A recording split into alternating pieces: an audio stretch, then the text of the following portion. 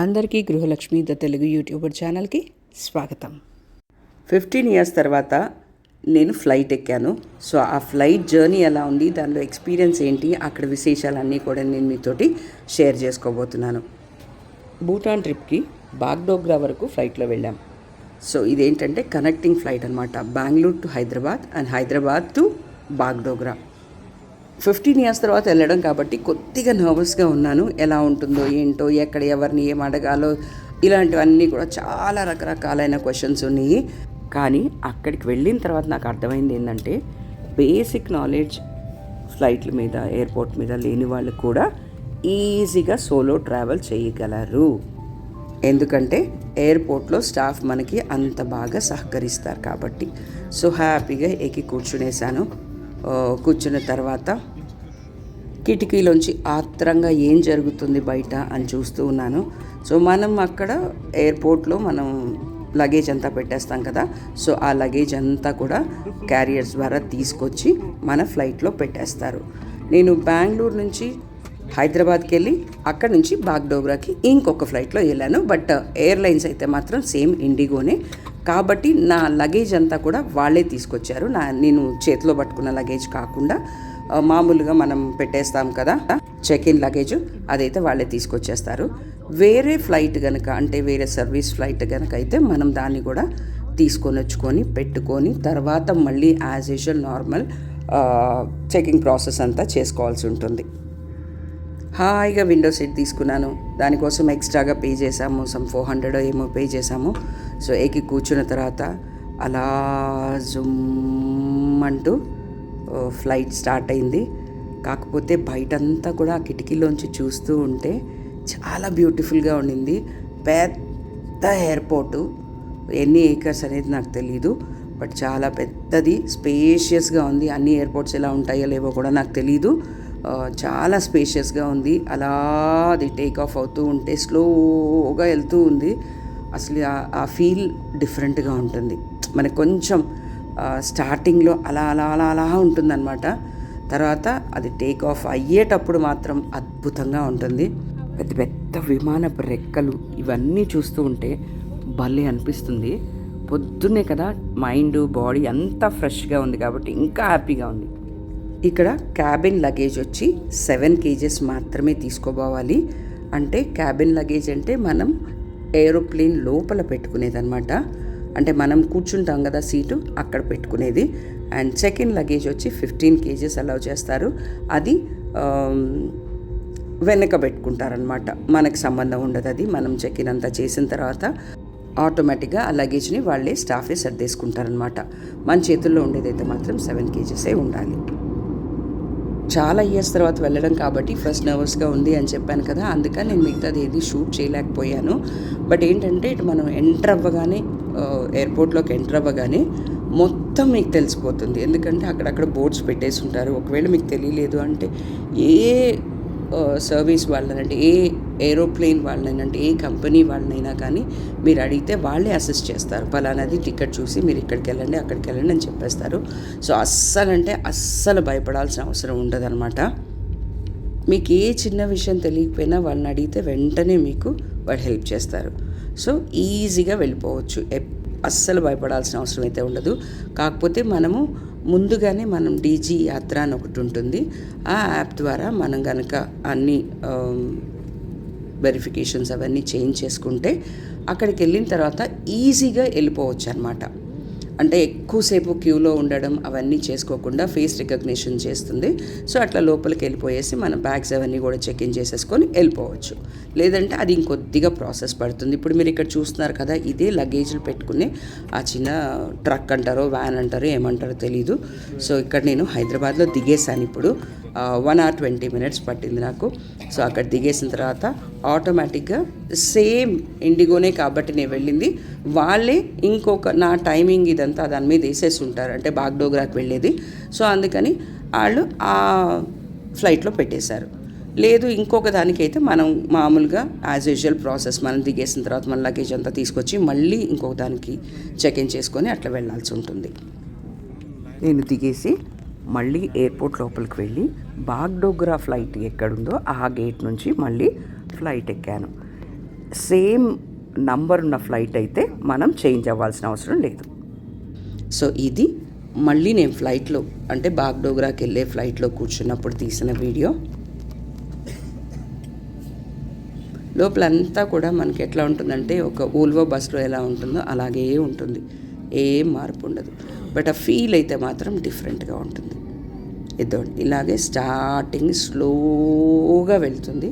ఆ పక్కనంతా కూడా మీరు చూడండి, అన్నీ మనకి ఎలాగైతే బస్సులు అన్నీ పెట్టేసి ఉంటారో బస్ స్టాండ్లో, అలాగే ఇక్కడ కూడా అన్ని ఫ్లైట్లు పెట్టేసి ఉంటారు. డిఫరెంట్ కంపెనీ ఫ్లైట్స్ ఉంటాయి. సో అవన్నీ కూడా అక్కడే ఉంటాయి. కానీ చూస్తూ ఉంటే ఎక్స్పీరియన్స్ అయితే మాత్రం వేరే లెవెల్లో ఉంటుంది. రెగ్యులర్గా ట్రావెల్ చేసే వాళ్ళకైతే పెద్ద ఏమనిపించదు. బట్ అప్పుడప్పుడు వెళ్తూ ఉంటారు కదా, వాళ్ళకి కొంచెం కొత్తగా ఫీల్ అయితే బాగుంటుంది అన్నమాట. ఫ్లైట్ టేక్ ఆఫ్ అయితే మాత్రం భలే ఉంటుంది. స్లోగా చాలా దూరం వెళ్తుంది. అలా అలా తిప్పి తిప్పి తిప్పి తిప్పి అలా వెళ్ళి ఒక్కసారిగా జూమ్ అంటే వెళ్ళిపోతుంది. అది భలే ఉంటుంది. మనం బస్సులో లాగా పర్లేదులే వీళ్ళు 7 kgs చెప్పారు కదా అని చెప్పి తొక్కామనుకోండి, అక్కడ ఆపేస్తారు మనల్ని.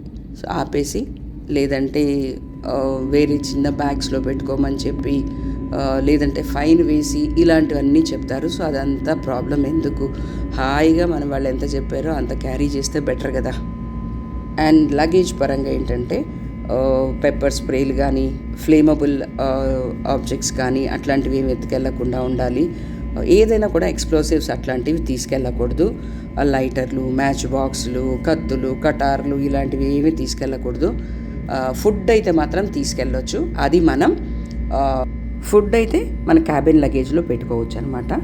సో దానికి అబ్జెక్షన్స్ ఏమీ ఉండవు. అండ్ లిక్విడ్స్ ఇప్పుడు క్రీమ్స్ ఇట్లాంటివి ఉంటాయి కదా, అవి పెద్దవి తీసుకెళ్ళకూడదు. 100 ml ఏమో తీసుకెళ్ళాలి అంతే. మిగతావంతా కూడా చెకిన్లో పెట్టుకోవచ్చు. కొద్దిగా మనం గూగుల్లో సెర్చ్ చేసేసి ఏవైతే పెట్టుకోవచ్చు ఏవి పెట్టుకోకూడదు, లేదా ఎవరైనా ఎల్లుంటే వాళ్ళని అడిగి కనుక చేసుకోవడం బెటర్ అని నా ఉద్దేశం.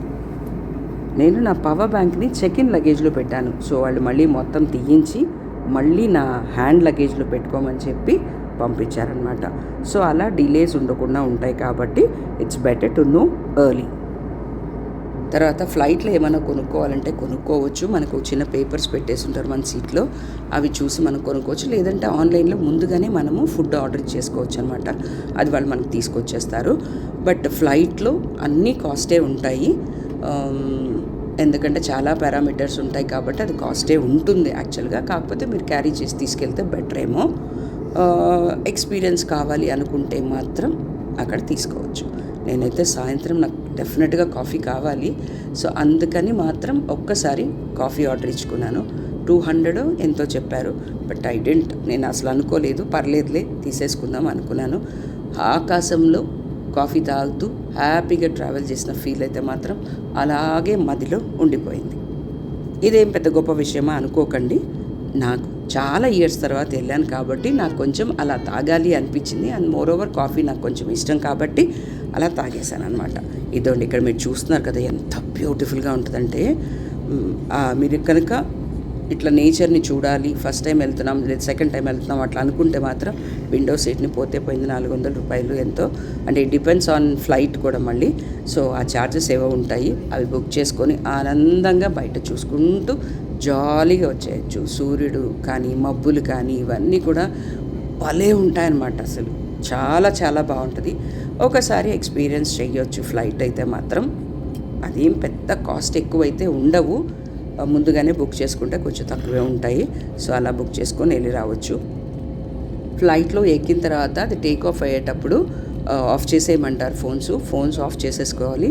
అండ్ తర్వాత కావాలి అనుకున్నప్పుడు ఏరోప్లేన్ మోడ్లో పెట్టుకుంటే చాలా సేఫ్ అనమాట. ఇదోండి ఇక్కడ ఫ్యూయల్ పట్టిస్తూ ఉన్నారు. అండ్ ఇది వచ్చి నేను తిరిగి బాగ్డోగ్రా నుంచి బెంగళూరుకి వచ్చేటప్పుడు తీసిన వీడియో. వీళ్ళంతా మా కజిన్స్, సిస్టరు. అండ్ ఇలాగ అవుతుందన్నమాట. మన లగేజ్ అంతా కూడా చెక్ చేస్తారు. సో అన్నీ మనమే పెట్టాల్సి ఉంటుంది. సో అన్నీ పెట్టుకున్న తర్వాత ఒకవేళ మనం ఏమన్నా వెళ్ళకూడని వస్తువులు ఉంటే వాళ్ళు అక్కడే చెప్పేస్తారు. మీరు స్కాన్ చేస్తారు కదా, సో అక్కడే చెప్పేస్తారు మీరు పలానా ఉన్నాయి ఇవి తీసేసేయండి అని చెప్తారు. సో తీసేసి మళ్ళీ వెనక్కి వచ్చి మళ్ళీ లగేజ్ ఇక్కడ పెట్టి మళ్ళీ తీసుకెళ్ళాలి. అంటే మొత్తం స్కాన్ చేయాలి కాబట్టి. సో తీసుకెళ్ళకుండా ఉండడమే బెటర్ కదా. వాళ్ళు చెప్పినవి మన ఫ్లైట్ టికెట్స్లోనే వస్తాయి మనకి. అంటే మనం ఈ టికెట్స్ ఉంటాయి కదా, వాటిలో అన్నీ వచ్చేస్తాయి, ఏమేమి తీసుకెళ్ళకూడదు ఇట్లాంటివి. లేదు మీకు ఎక్కువగా ఏమన్నా కావాలి అనుకుంటే ఒకసారి గూగుల్ చేసుకుంటే కూడా మీకు అన్నీ తెలిసిపోతాయి. మా అక్క వాళ్ళ ఫ్లైట్కి నా ఫ్లైట్కి ఆల్మోస్ట్ 3 hours ఏమో ఉండింది. సో అక్కడే ఎయిర్పోర్ట్లో కూర్చున్నాను. తర్వాత నా ఫ్లైట్ వచ్చేసింది. వచ్చిన తర్వాత ఇలా వచ్చేసాను. ఇది అక్కడ దూరంగా కనిపిస్తూ ఉంటాయి కదా ఫ్లైట్స్. సో ఇలా నడుచుకుంటూ వచ్చేసాము. అప్పటికి ఇప్పటికి అంటే 15 years బ్యాక్ ఇప్పటికీ కూడా చాలా తేడా ఉంది. అప్పుడు ఏంటంటే బస్సులో వచ్చి తీసుకెళ్ళి మనల్ని ఫ్లైట్ దగ్గరికి దింపేసేది. ఇప్పుడు ర్యాంప్స్ అని వచ్చాయి. సో ఫ్లైటే దాని దగ్గరే ఉండిపోద్ది, మనం డైరెక్ట్గా ఫ్లైట్లో కూర్చోవచ్చు అనమాట. బట్ కొన్నిటికైతే మాత్రం మనకి బస్ సర్వీసే ఉంటుంది. సో అది ఏంటి అనేది నాకు పెద్దగా ఐడియా లేదు. అగ్డోగ్రా నుంచి తిరిగి బెంగళూరుకి వచ్చేటప్పుడు ఎయిర్ ఇండియా తీసుకున్నాను. మనం ఫ్లైట్ ఎక్కగానే మనకి సీట్ ఎక్కడ ఏంటి కన్ఫ్యూజన్ లేకుండా మన ముందు ఎయిర్ హోస్టెస్ మనకి గ్రీట్ చేస్తూ నిలబడి ఉంటారు. వాళ్ళని అడిగితే వాళ్ళే చెప్పేస్తారు ఎక్కడ కూర్చోవాలి, రైటా లెఫ్టా, ఎక్కడ ఏంటి అనేది. చూస్తున్నారు కదా ఎంత బ్యూటిఫుల్గా ఉంది. పెద్ద ఏరోప్లేన్ దగ్గర నుంచి చూస్తే మాత్రం అబ్బో అనిపిస్తుంది. మేము ఉండేది టెర్రస్లో, అంటే మా ఇల్లు టెర్రస్లో ఉంటుంది. సో ఆ పైన నుంచి చూసేటప్పుడు ఫ్లైట్లు ఎంత బుజ్జిగా కనిపిస్తాయో, కింద నుండి మాత్రం పెద్దగా కనిపిస్తాయి. ఇప్పుడు నేను చెప్పినన్నీ కూడా మీకు డొమెస్టిక్ ఫ్లైట్ అనమాట, దాని గురించి చెప్తున్నాను. ఇంటర్నేషనల్కి అయితే కొంచెంగా డిఫరెంట్గా ఉంటాయి. అంటే లగేజ్ ఎంత తీసుకెళ్ళాలి ఇవన్నీ కూడా కొద్దిగా డిఫరెంట్గా ఉంటాయి. వాటి గురించి నాకు పెద్ద ఐడియా లేదు. మనం ఫ్లైట్ దిగేసిన తర్వాత మనకు ఒక అనౌన్స్మెంట్ కూడా వస్తుంది, పలానా ఫ్లైట్ వాళ్ళు పలానా దగ్గరికి వెళ్ళండి, మీ లగేజ్ అక్కడ ఉంటుంది అని. సో మనం అక్కడ కనుక వచ్చి నిలబడిపోతే ఒక బెల్ట్లో లగేజీలు తిరుగుతూ ఉంటాయి అన్నమాట. ఇట్లా రౌండ్గా తిరుగుతూ ఉంటాయి. మన బ్యాగ్ తీసుకొని మనం వచ్చేయడమే. సో ఓవరాల్గా నా ఫ్లైట్ ఎక్స్పీరియన్స్ ఇలా ఉంది. మీకు కొద్దిగా గొప్ప నచ్చుంటే కనుక, ఈ వీడియో యూస్ఫుల్ అయింది అని అనుకుంటే కనుక డెఫినెట్గా వీడియోని లైక్ చేయండి.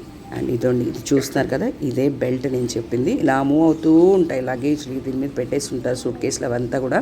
సో ఆ సూట్ కేసు అట్లా వెళ్తూ ఉంటే మనదైతే మనం తీసేసుకొని బయటికి జామ్ అని వచ్చేయచ్చు. బయటకు వచ్చిన తర్వాత కూడా మనకి మన వాళ్ళు రావాలి, మన కార్లో వెళ్ళాలి ఇలాంటివి ఏం లేదు. మంచి బస్ ఫెసిలిటీస్ ఉంటాయి అండ్ క్యాబ్స్ కూడా ఉంటాయి. క్యాబ్ సర్వీస్ కూడా చాలా ఉంటాయి. మీరు వాళ్ళని అడిగితే కనుక, ఎవరైనా స్టాఫ్ని అడిగితే వాళ్ళే మిమ్మల్ని డైరెక్ట్ చేస్తారు ఏ క్యాబ్స్ ఎక్కడ ఏంటి అనేది. సో అది కూడా మనకి భయం ఉండదు అనమాట. ఒక్కరే సింగిల్గా ఎక్కడికైనా వెళ్ళి సింగిల్గా ఎక్కడికైనా రావచ్చు. అంటే ఈ ఎయిర్పోర్ట్ సంగతి నేను చెప్పేది. సో భయం అయితే అసలు ఏం ఉండదన్నమాట. నేను ఒక్కదాన్నే వెళ్ళి ఒక్కదాన్నే వచ్చాను కాబట్టి ఇంత కాన్ఫిడెంట్గా నేను మీకు చెప్తున్నాను. సో ఈ వీడియో మీకు నచ్చినట్టయితే తప్పకుండా లైక్ చేయండి. అండ్ ఇంతవరకు వాచ్ చేసినందుకు చాలా thanks. Bye until next video.